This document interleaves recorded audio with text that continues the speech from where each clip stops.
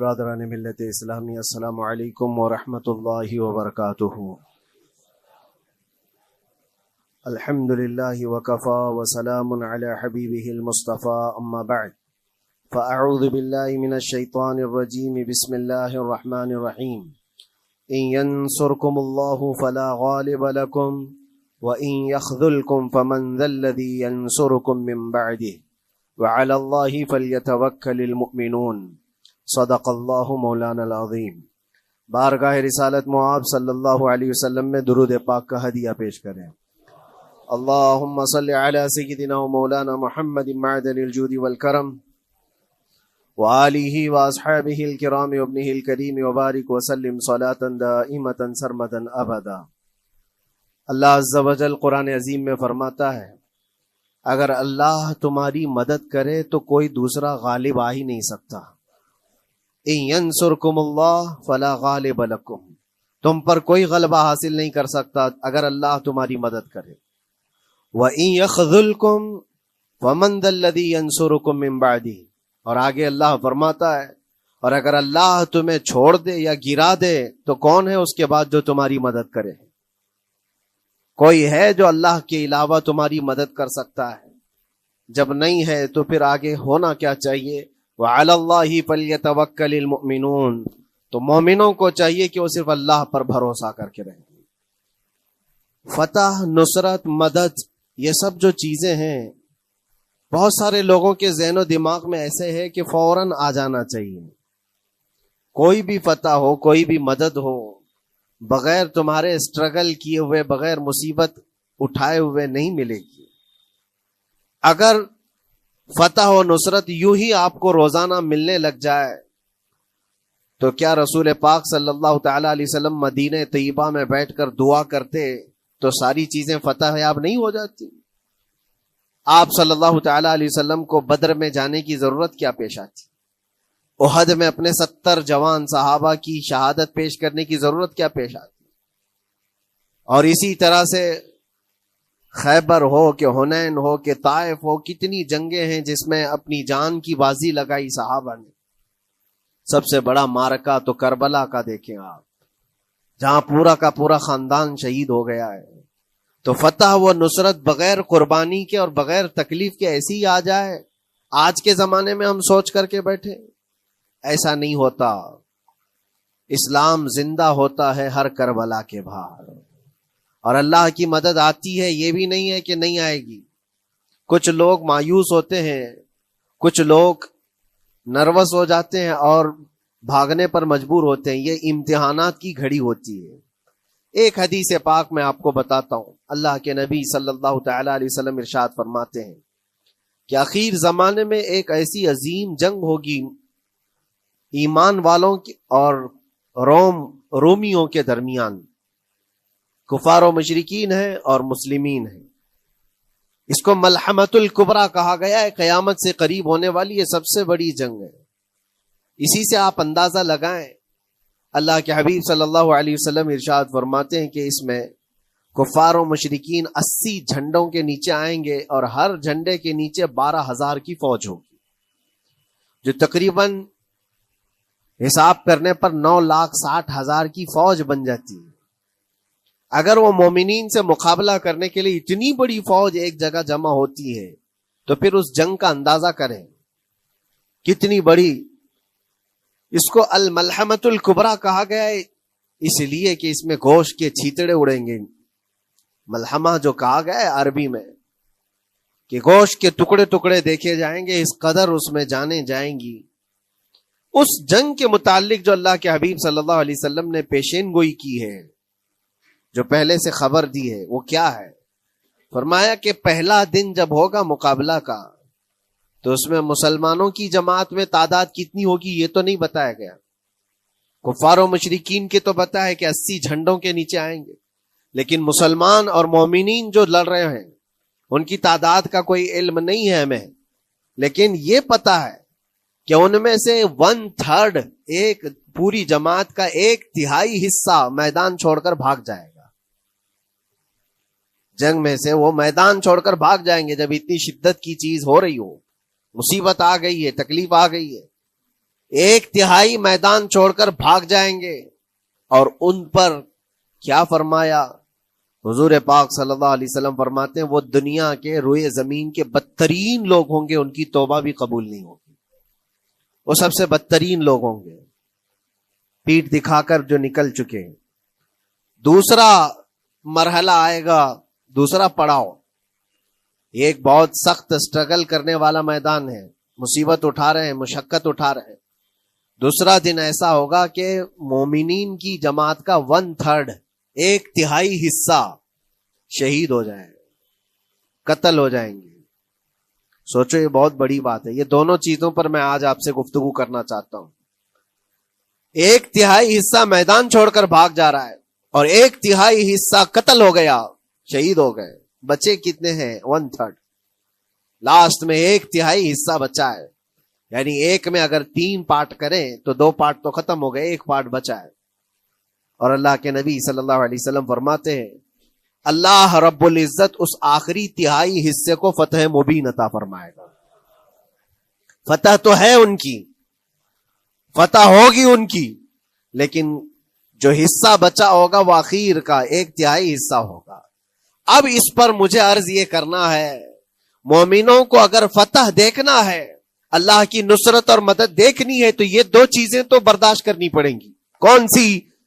پہلی چیز اپنوں کا چھوڑ کر بھاگ جانا, اور دوسرا اپنوں کا اپنے سامنے مر جانا. یہ دونوں چیزیں ہمیں دیکھنا پڑے گا. بہت سارے ایسے ہوں گے جو چھوڑ کر جا چکے ہوں گے, دامن چھڑا رہے ہوں گے, بھاگ چکے ہوں گے, اور کچھ وہ ہوں گے جو لڑتے لڑتے اپنی جان دے چکے ہوں گے. یہ دونوں بھی بہت سخت مسئلے ہیں میرے عزیزوں. انسان کو یہ پگھلا دیتی ہیں چیزیں.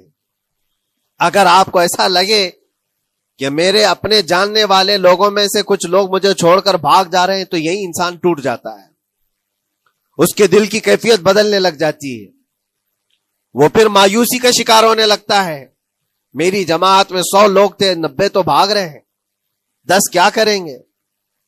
اس کا اندر سے جو عزم تھا, حوصلہ تھا, وہ ڈاواں ڈول ہونے لگ جاتا ہے. اپنوں کا چھوڑنا یہ بہت بڑی آزمائش ہوتی ہے. وہ کسی بھی میدان میں آپ دیکھ لیں, کسی بھی میدان میں اپنے لوگ اگر چھوڑ دیتے ہیں تو یہ اس کے لیے آزمائش ہے بہت بڑی. اور دوسری آزمائش تو یہ ہے, بچے آدھے تھے, اس میں سے تو آدھے انتقال کر گئے. کبھی میرا عزیز دوست, کبھی میرا عزیز مشورہ دینے والا مشیر, کبھی بہت زیادہ مجھے سپورٹ کرنے والا, ایسے لوگ جب انتقال کرنے لگ جائیں تب پھر آدمی پھر ٹوٹ جاتا ہے. کچھ تو بھاگ گئے اور کچھ تو قتل ہو گئے. میں کیا کروں گا؟ میرے عزیزوں, جو اخیر میں بچنے والے لوگ جو ہوتے ہیں نا, وہ معمولی نہیں ہیں. وہ اللہ کی ذات پر سب سے زیادہ توکل کرنے والے لوگ ہیں.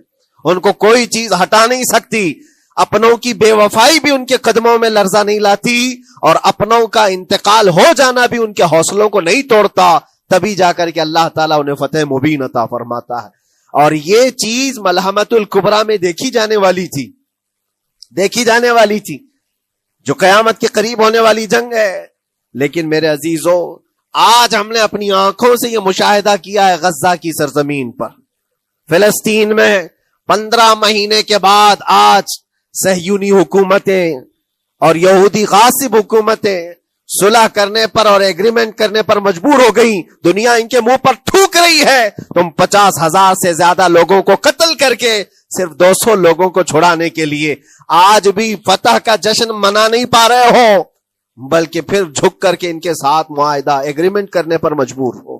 یہ فتح ان بچوں کی نہیں ہے تو اور کیا ہے, ان مظلوموں کی نہیں ہے تو اور کیا ہے, جن کے پاس کھانے کو روٹی نہیں ہے اور پہننے کو کپڑے تک نہیں رہ گئے, ان کے علاج معالجے کے لیے دوائیاں نہیں رہ گئی, لیکن عزم اور حوصلہ ایسا ہے کہ اللہ ابھی ہمارے ساتھ. میرے عزیزوں, ان کے توکل اور ان کے عزم کے متعلق یہ صرف اور صرف اخبار کی باتیں نہیں ہیں, سوشل میڈیا کی باتیں نہیں ہیں. مخبر صادق رسول کریم صلی اللہ علیہ وسلم نے 1400 سال پہلے ہی بشارت دی تھی. اللہ کے نبی صلی اللہ علیہ وسلم فرماتے ہیں کہ دمشق کے ابواب یا پھر بیت المقدس کے آس پاس رہنے والوں میں ایک جماعت ہمیشہ قیامت تک ایسی رہے گی جو حق کے لیے لڑتی رہے گی. حضور پاک صلی اللہ علیہ وسلم فرماتے ہیں حق کے لیے وہ لڑتی رہے گی، قیامت تک ایک جماعت ہوگی. اور ان کی فضیلت میں میرے آقا فرماتے ہیں کہ ان لا یضرهم خذلان من خذلهم، ان کو دھوکہ دینے والوں کا دھوکہ ان پر کچھ اثر نہیں کرے گا، یا پھر ان کو چھوڑ دینے والے یا ان کی بات نہیں کرنے والے، یہ سب چیزیں ان کو کچھ بھی ضرر نہیں پہنچائیں گی. میں اس سے قبل اسی مسجد میں آپ کے پاس اس حدیث کو دہرا چکا ہوں، بیان کر چکا ہوں. اللہ کے نبی صلی اللہ علیہ وسلم فرماتے ہیں ان کو کوئی چیز نقصان نہیں پہنچائے گی، دھوکہ دینے والوں کی دھوکہ دڑی ان کا کچھ نقصان نہیں پہنچائے گی. آپ ہو سکتا ہے سوال کریں، عمارتیں ٹوٹ کر راکھ میں بدل گئی، ہزاروں بچے قبروں میں سو گئے، کتنی عورتیں بیوہ ہو گئیں، کتنوں کے گھر اجاڑے گئے، کتنوں کے ہاتھ پیر توڑے گئے ہیں، بمباری میں وہاں پر کون صحیح سلامت رہا، 2 لاکھ کے قریب لوگ متاثر ہوئے، اور مولانا آپ کہتے ہیں حضور نے فرمایا حدیث میں ان کو کچھ نقصان نہیں ہوگا. یہ نقصان نہیں ہے تو اور کیا ہے؟ ہو سکتا ہے آپ کے ذہن میں یہ سوال گردش کر رہا ہو، آپ بار بار یہ سوچ رہے ہوں گے اللہ کے نبی نے فرمایا ان کو کوئی چیز نقصان نہیں دے گی، دھوکہ دینے والوں کی دھوکہ دڑی سے ان کا کچھ بگڑے گا نہیں. اتنا تو بگڑ چکا، پورا راکھ میں بدل گئے، علاج کرانے کے لیے دوائی تک نہیں ہے، تو پھر کیا؟ اللہ کے نبی نے کیا فرمایا کہ ان کو نقصان نہیں پہنچے گا، ان کو ضرر نہیں ہوگا. پھر یہ ساری تکلیفیں اور یہ ضرر کیا ہے؟ میں بتاتا ہوں میرے عزیزوں، جسم کا نقصان، جان کا نقصان، مال کا نقصان، جائیداد کا نقصان، یہ اللہ کے نبی نے نہیں فرمایا. یہ نقصانات مومن کے لیے کوئی معنی نہیں رکھتے. اگر ایمان سلامت ہے تو پوری کائنات سلامت ہے، اور یہ اللہ تبارک و تعالیٰ نے آج تک ان کے ساتھ رکھا ہے. ان کا ایمان محفوظ ہے، ایمان موجود ہے، جس کی وجہ سے یہ سارے نقصانات کچھ معنی نہیں رکھتے. اس لیے کہ یہ تکلیفیں، یہ جو ساری مصیبتیں آئی ہیں، اس پر تو اللہ تعالیٰ نے اجر عظیم کا وعدہ فرمایا ہے، اجر عظیم کا وعدہ فرمایا ہے. ہاں اگر ایمان ہی چلا جاتا تو پھر کون سی جنت ملتی، کون سی خوشبو جنت پاتے؟ کچھ نہیں ہوتا.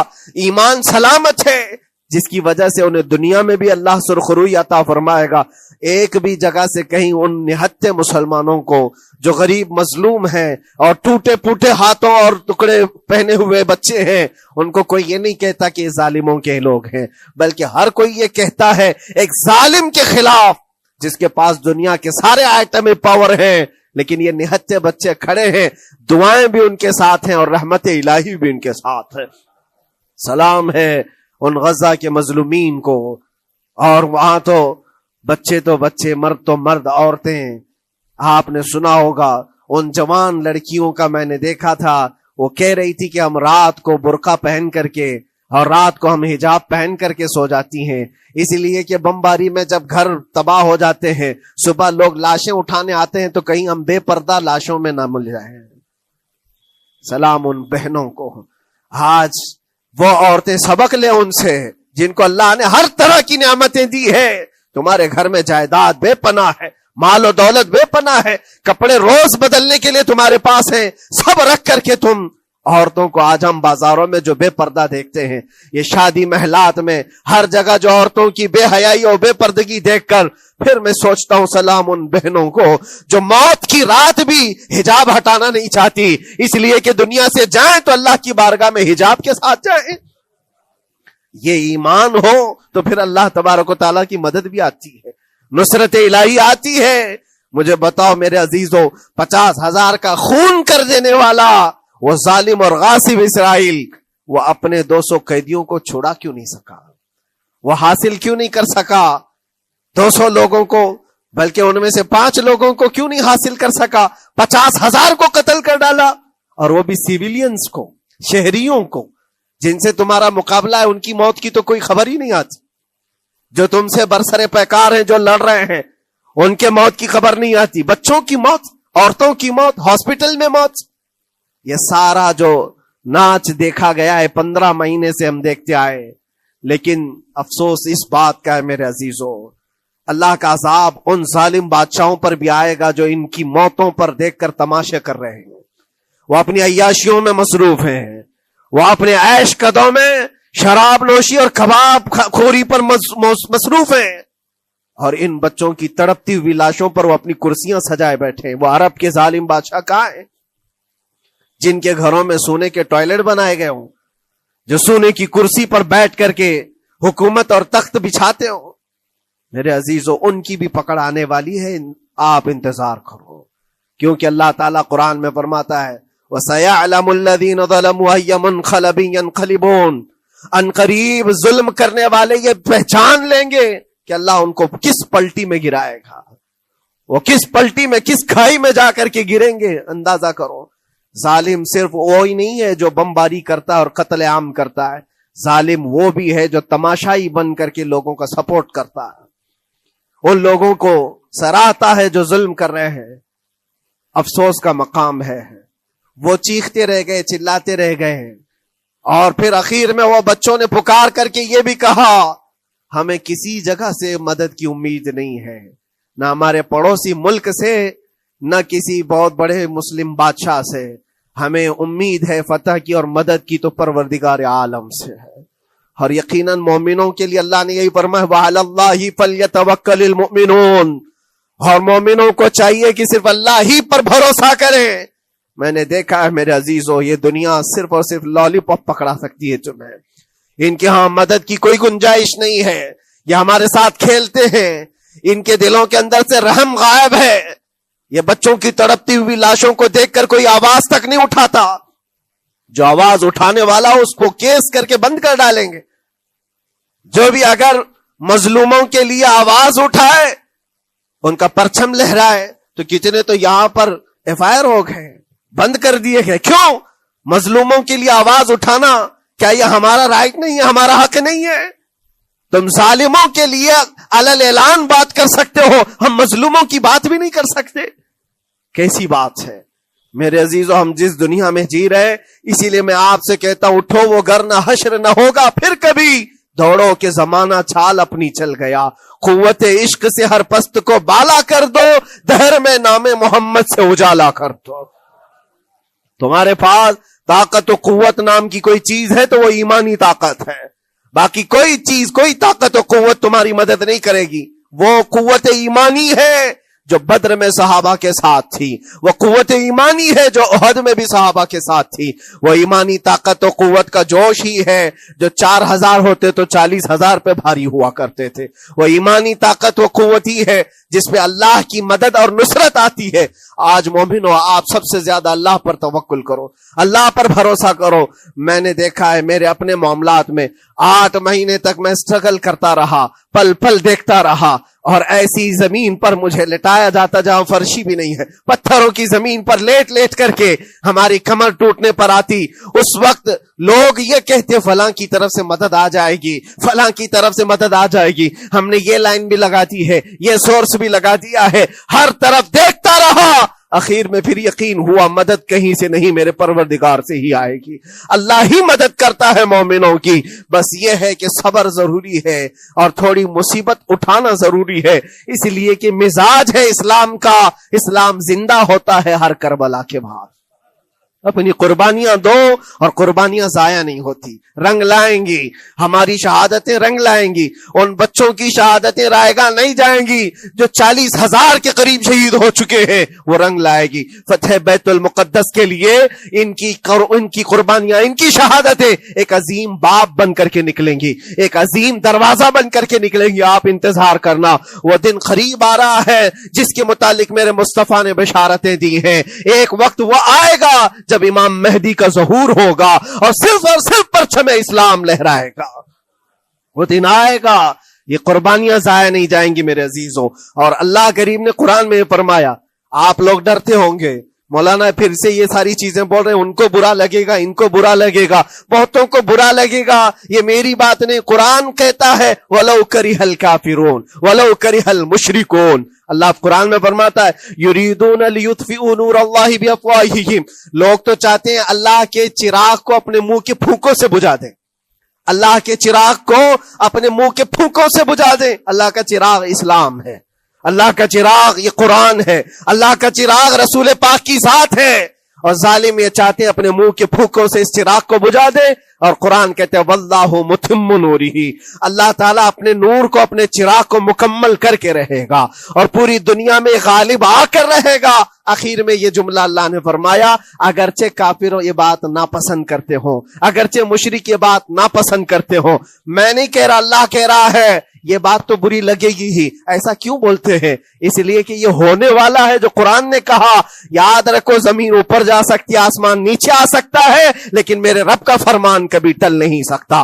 جو قرآن نے کہا ہے وہ ہو کر رہے گا، اور اسی پر ایمان ہم سب مومنوں کی شان ہے، ہم سب مومنوں کی شان ہے۔ بس آپ کے لیے ذمہ داری یہ ہے، آؤ ان برائیوں کی وادیوں سے جس میں پڑے ہوئے ہو، نوجوانوں سے میں گزارش کرتا ہوں، تمہاری نمازوں کا حساب کر لو، تمہارے اپنے اعمال کا حساب کر لو۔ اللہ کی مدد کو پکارتے ہو تو یقیناً اپنے چہرے صاف تو کر لو، اپنے دلوں کو پاک تو کر لو، اپنے اعمال، اپنی پیشانیوں کو مسجدوں کے سجدوں سے سجا تو لو۔ پھر مانگنے میں تمہیں ایک مزہ بھی آئے، ایک لطف بھی آئے، رحمان کی بارگاہ میں ہاتھ اٹھائیں تو آپ کو لطف بھی آئے، اپنے لیے بھی اور مظلومین کے لیے بھی مانگنے میں مزہ تو آئے۔ لیکن جب آج ہاتھ اٹھاتے ہیں تو پھر یہ دل میں بات آتی ہے، فجر تو قضا کر کے سویا تھا، عشاء تو پڑھا نہیں تھا، اور میرے حالات یہ ہیں، حرام کھایا ہوا ہے، کسی کا مال غصب کیا ہوا ہے۔ ان تمام معاملات کو لے کر کس طرح سے ہاتھ اٹھاؤ گے اللہ کی بارگاہ میں؟ پہلے اپنے آپ کو پاک کر لو میرے عزیزوں۔ جب صاف ستھرے ہو جاؤ تو پھر اللہ کی مدد بھی آئے گی۔ اس لیے کہ دنیا میں ہم نے دیکھا ہے، صاف پیالہ لے کر کے آؤ گے تو دودھ بھی ڈالا جا سکتا ہے اور مٹھائی بھی دی جا سکتی ہے، لیکن پیالے میں ہی کیچڑ بھر کر کے لاؤ تو دودھ دینے والا کیا اس میں دودھ ڈالے، اور مٹھائی دینے والا کیا اس میں مٹھائی ڈالے۔ یہ تو دنیا والوں کا دستور ہے، بلا تشبیہ و بلا تمثیل۔ اپنے پاک دلوں کو لے کر اللہ کی بارگاہ میں جاؤ تو فوراً تمہارے لیے مدد بھی آ جائے، فوراً مدد بھی آ جائے۔ اللہ کریم ان غزہ کے نہتے اور مظلوم مسلمانوں کی فتح کو سدا قائم و دائم رکھے، اور ان کے ٹوٹے پھوٹے بکھرے گھروں کو اللہ تعالیٰ پھر سے آبادی عطا فرمائے، ان کے کمزوروں کو مولا طاقت و قوت عطا فرمائے، ان کے شہیدوں کو مولا اجر عظیم نصیب فرمائے، ان کی بیواؤں کو مولا صبر جمیل عطا فرمائے، ان کے یتیموں کو مولا طاقت و قوت عطا کرے، ان کی مسجدوں کی آواز اور ان کی گونج کو مولا پھر سے بلندی عطا فرمائے، اور ان کے صبر اور ان کے استقامت اور ان کے حوصلے کو مولا پورے دنیا کے مومنین کے دلوں میں قائم عطا فرمائے۔ ان کے ہر طرح کے حوصلے، ان کے صبر اور ان کے مجاہدانہ استقلال کو مولا ہم سب کے لیے ذریعے نجات عطا فرمائے۔ ہماری نسلوں کے لیے اللہ تعالیٰ ایک سبق آموز حکایت عطا فرمائے۔ مولا کریم تیرے دربار میں دعا ہے، ہم سب کو بزدلوں کی جماعت سے نجات عطا فرما۔ مولا ہم کو منافقین اور مشرکین اور کافرین کے وسوسوں اور ان کے تمام فتن و شرور سے محفوظ فرما دے۔ ہم سب کو ظالموں کے ظلم سے بچا، فتنوں کے فتنے سے بچا، شرین کے شر سے بچا، حاسدین کے حسد سے بچا، جلنے والوں کی جلن سے محفوظ فرما۔ خدایا قدیر و جبار، آخری سانس تک ہمارے ہاتھوں کو غیروں کے سامنے پھیلنے سے محفوظ فرما دے۔ تو اپنا اور اپنے حبیبوں کا محتاج بنائے رکھ۔ وآخر دعوانا ان الحمدللہ رب العالمین۔ السلام علیکم۔